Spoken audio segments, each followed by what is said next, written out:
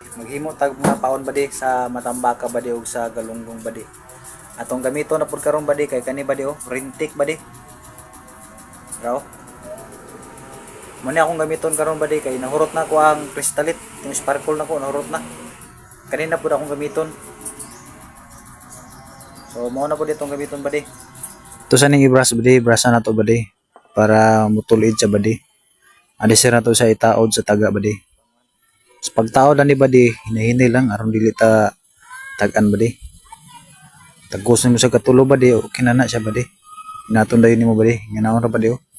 Simple ra kay paghimo ani badi. Pero og sa mga kuan badi baguhay pa lisod jud kani siya himuon badi. Dugay kay siya mahuman og bago pa siya magsugod og himo badi.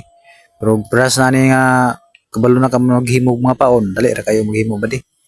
Simple na lang kay simuha. Dali na kay ka makabalo makahimo og paon. Unya dili gid kalikayan badi kani maghimo og paon badi managit jud imong likod.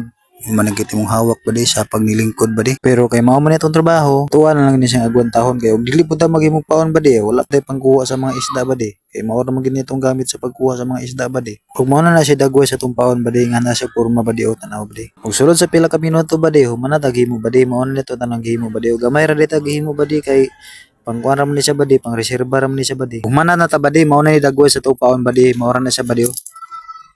Ko pula ra gyapon og sky blue akong gihimo badi.